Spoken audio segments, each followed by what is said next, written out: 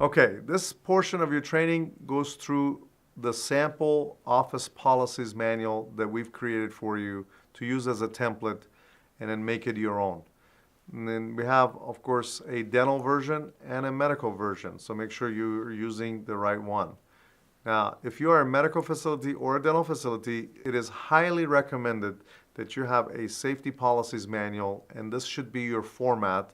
And again, this is a Word document that you can personalize and certainly change the logo, the name of the doctor, obviously. And as you can look at this actual document, you'll see it says sample dental facility, or it may say sample medical facility policies and procedures manual. You can certainly delete the word sample. And then you'll see in different color some instructions of the purpose of this manual, as well as how to personalize and use this manual for yourself. After you read that, you can erase all the green instructional things. Then you come to the next page, you'll notice it says periodic review of policies and procedures. And then here, you want to change the red letters ABC Dental Care to your facility's name. And when employees print and sign this particular page, print their name and sign and then date it, they're agreeing to follow these procedures, that they understand these procedures and agree to follow them all. So as you look at this, you'll notice that we have additional room for you for additional employees if you have more than that first page. So you can continue doing that. You want to date each policy as you adopt them. We have a date area there. You can change that date, and certainly you can change the logo in the header with your logo, your name of your practice, the name of the doctor, and of course your address, phone number, and all that kind of stuff. And then the first policy is mandatory, so you don't want to be changing this one at all. So this should be, whether you're a medical or dental facility, you have to have this policy. And after you get into this book, you want to just erase all those instructions in blue or green, where in this case it's a parenthesis after that that says mandatory cannot be changed. You can just erase that once you're done.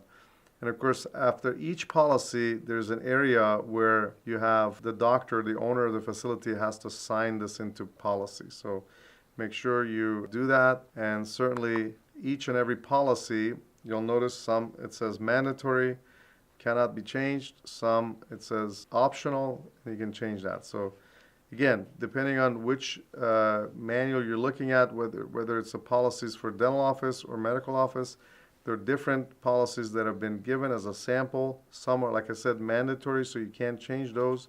But then the ones that are optional, you can certainly change those. And if you need any questions answered about these policies and why we wrote them the way we wrote them, please contact us. We'll be happy to go over your question and make sure you understand exactly why these policies are required. So please go through this entire manual. Change the policies that you don't like, that are optional. Leave the ones that are mandatory alone. And make sure that once you get it all printed up and everything, you print it on 3-hole punch paper, put it in a binder, and then have every employee sign the first page of this manual, because that's very, very important. Another thing that I highly recommend that you do is have specific written job descriptions for every single position within your facility. Whether the person is an administrative staff, a receptionist, a clinical staff, you need to have very specific job descriptions that tells them not only what they can do, but also what they're not allowed to do based on their license, based on their education and requirement by the state of California. So this is extremely important. We've had cases where they didn't have, the employee did not have written job descriptions, and this became an issue because the employee was trying to do other things that they weren't supposed to do in order to please their employer, which is a tendency for everybody. And as long as you're clear on what they can and cannot do, then there's no issues. But if you're not clear, then they'll do whatever they think they need to do to keep their job. And that's important for you to watch that. And sometimes we have licensed staff that let their license lapse. We had a case just recently where an RDA, a registered dental assistant, let their license lapse, and the doctor was not aware of that. And what automatically happens when someone let their license lapse, they don't renew it when they're supposed to, they revert down to the next level from where they are. So she reverted down to a dental assistant, but still was doing RDA duties, which is completely against the California Dental Practice Act.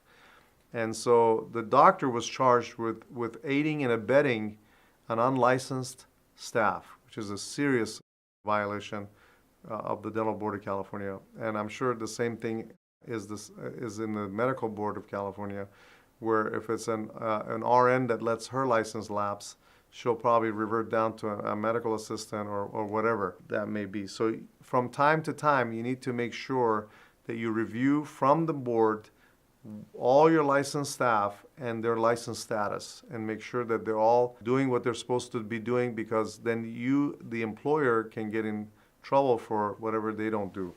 And that's pretty much something that I wanted to discuss with you at the end of this training. So this actually concludes our training on how to personalize a safety policies and procedures manual, or simply a policies and procedures manual for your facility.